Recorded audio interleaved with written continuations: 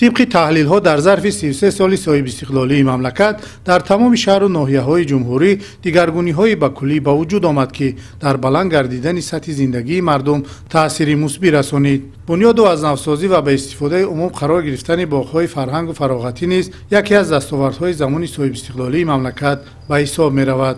در ناحیه یاوان برابر انجام کارهای آبادانی و سازندگی بهر استراحت و فراغت ساکنان شرایط مساعد فراهم آورده شده است. از جمله از نوسازی باغ فرهنگ و فراغتی مرکز ناحیه و گلگشت و خیابان برای ساکنان امکان فراهم آورد که فارغ از کار همراه عائله به این مکانهای زیبا و دیدنی رفته به استراحت و فراغت فرا گرفته شوند. در پیروی به پیشوای معظم ملت امروزها صاحبکاران ما دست به کارهای خیر و سخا زدند.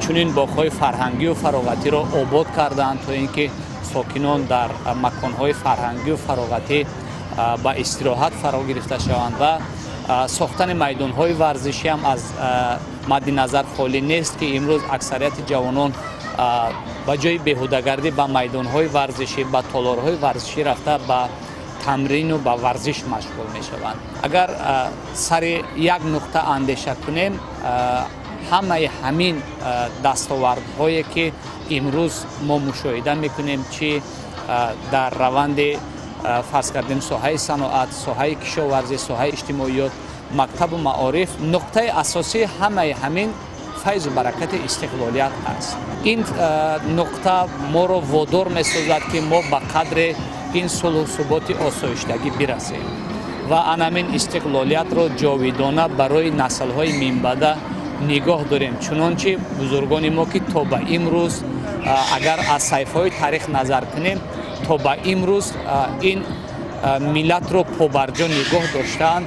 این وظیفه جانی ما شهروندان است که چنین اقدام‌ها را ادامه داده نسل‌های من بعد را انمیخل بر روحیه و تندرستی خویشتن‌شناسی راه اندازی نماید. بیشتر ساکنان ناحیه یاوان که به کشاورزی و دیگر شغل‌های اساسی خواجگی خلق مشغولند، شامگاهان با استفاده از شرایط فراهم آورده مقامات اجرایی حکومت دولتی در چنین باغ‌های نوتأسیس تشریف آورده خستگی خویش را در یک فضای زیبا و آرامبخش رفع می‌نمایند. امروزها در ناحیه ما با تلاش‌های مبارزات عالی کشور مخصوصاً پیشوای معظم ملت که یک فضای خوب راه اندازی شده است، امروز در این باغ فرهنگی فراغتی همه آزاد، همه کودکان خرسند، همه گشت و گذار میکنند با آسودگی، با آسایشتگی، یعنی که شهد و لذت استقلالیت را میچشند. ما در یکی از باغ‌های فراغتی ناحیه قرار داریم. امروز ساکنان زیاد بعد از انجام کاری برای فراغت گذراندن در باغ‌ها از با فرزندانشون از باغ‌ها استفاده می‌نمایند.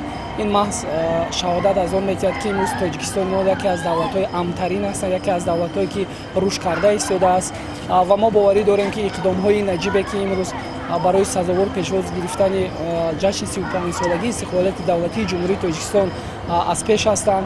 ناحیه یاوان هم روز تا روز رشد کرده ایستاده است و باوری داریم که ساکنان شرفمند ناحیه یاوان در برابر دیگر ساکنان برای رشد باثبات مملکت سهم باسازی خود را خواهند گذاشت. از نوسازی باغ فرهنگی نه تنها به ساکنان ناحیه بلکه به تمام مهمانان داخلی و خارجی نیز امروزها خدمت می‌رساند. عایشه شهروند فدراسیای روسیه فراغت خود را در این باغ فرهنگی ناحیه با تأثیرات نیک چنین بیان داشت. Здравствуйте, меня зовут Аиша. Мы приехали из России в Республику Таджикистан, в город Яван, чтобы отдохнуть на лето. Мне очень понравились аттракционы Таджикистана, кольцо обозрения, магазины. И тут очень много чего детского, каруселей, машинок и так далее. Пока нас не было 7 лет, город Яван очень сильно разрастался и стал красивым и намного лучше, чем раньше. در مجموع امروزها به خاطر گشت و گذار بی‌ممانعت ساکنان تمام کوچه‌های مرکزی ناحیه چراغان و اطراف راه‌های ماشینگذر و پیاده‌گر گلکاری گردیده فضای استراحتی و فراغتی را می‌ماند که از این همگان به طور وسیع استفاده می‌برند.